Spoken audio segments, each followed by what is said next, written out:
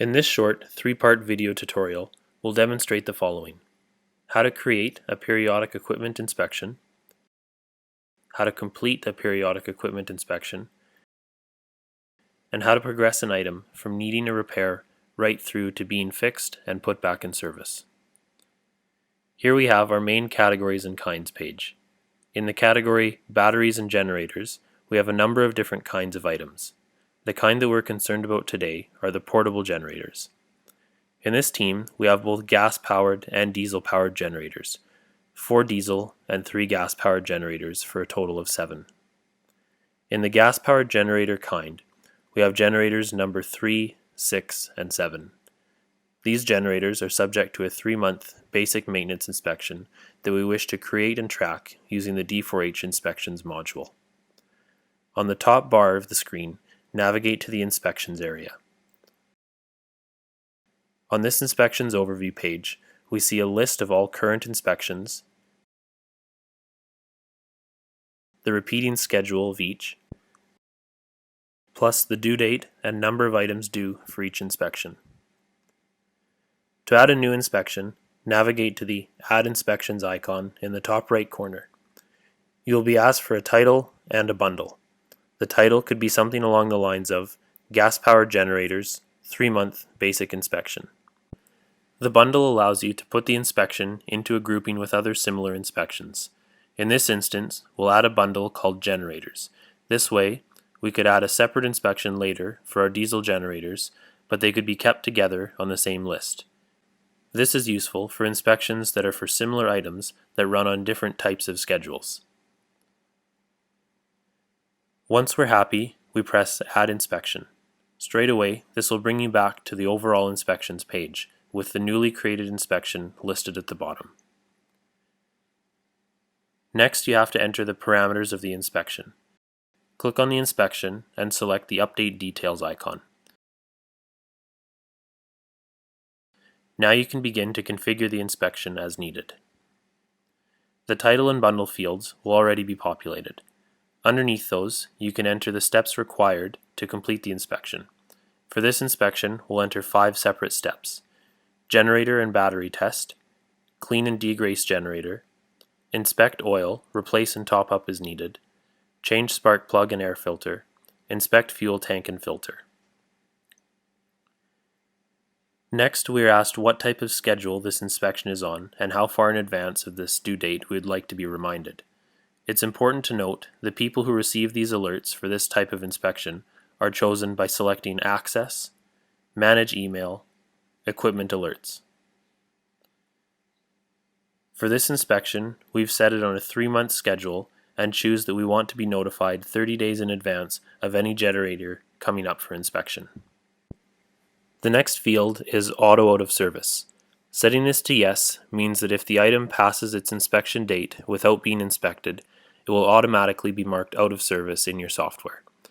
This is generally well suited to items such as SCBA items that legally should not be used if they don't pass their necessary inspection on time. Below this, we have a simple yes or no option to determine whether or not this inspection is currently activated or paused. Finally, we have to decide what kind of items we want to include in our inspection and whether it applies to the entire gear cache or items kept in a specific location. Here we can click on the drop-down menus and we will see an extensive list of all of the kinds of our cache.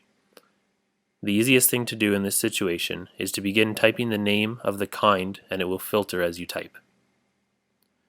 We've chosen the kind Portable Generator Gas Powered. This has populated 3 items at the end of the page as expected.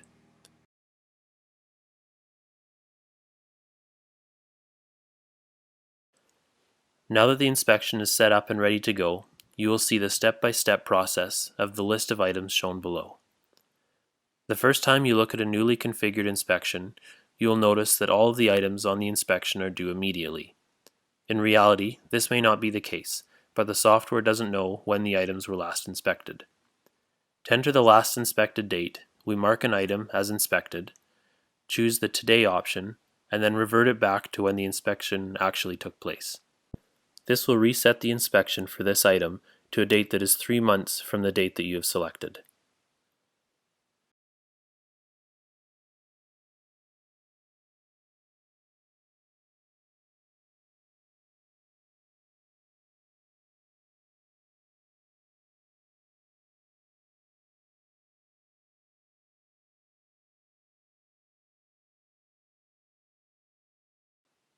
Now that the inspection is operating on the correct dates, we see that 2 of the generators are currently due for inspection.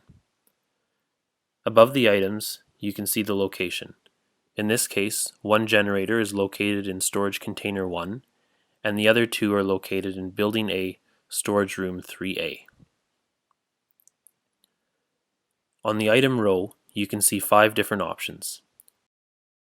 Operational, meaning the inspection has been completed and the item is marked as operational. Out of service, meaning the inspection was done and the item was marked as non-operational. Monitor, meaning the inspection was completed, however you want to keep an eye on the item by putting it into the monitor list. Repair required, meaning that during the inspection, a repair was identified. This can be created directly from the screen. And finally, lost. This means that the item was not in its correct location when you went to inspect it, so you've marked the item as lost. For the first item, we'll mark it as inspected. A dialog box appears that lets us change the date of the inspection and put in a comment.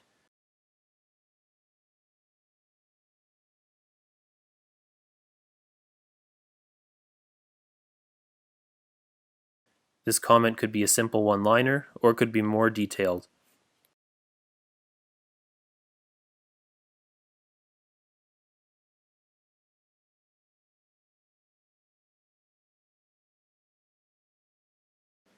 While completing the inspection on our next generator, we find that there is an issue and a repair is required. We choose the repair button and a dialog box is created. Here we enter the details of the inspection. For instance, we have a leak in the fuel tank that needs fixing. Next, we enter what has caused this issue.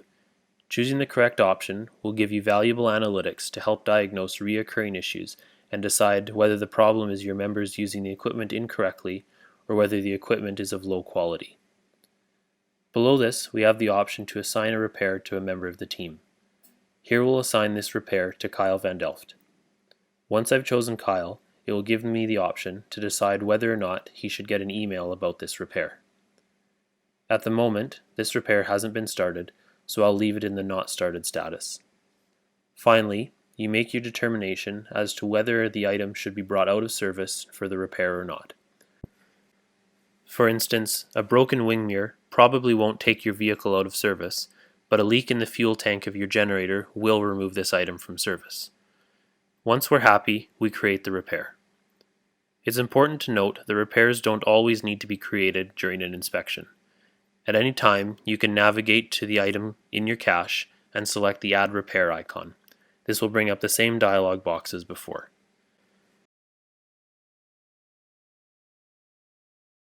Now let's deal with that generator needing repair. We navigate to the Repairs section. This overview page shows you the current repairs that are being managed by the team and their status. Some aren't started yet, and some are currently in the middle of being repaired. Below this, we have some of the analytics gained by entering details about the repairs. We can see who completes the most repairs, what are the top reasons for repairs being needed, the value of repairs split across incidents and exercises, and the categories and kinds that are most costly to repair. We want to enter further details about this repair, so we select it from the list. We see that some fields contain information, whilst others are empty, so we'll select the Update Details icon to fill some of these fields. Now we can enter further information about the repair if we have it.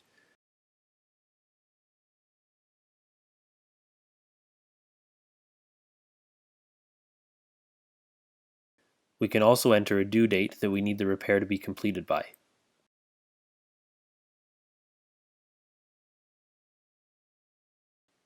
If applicable, we can enter the name of the incident or exercise report that the item was damaged on. At the very end, we can enter the cost of the repair and link it to a particular funding source.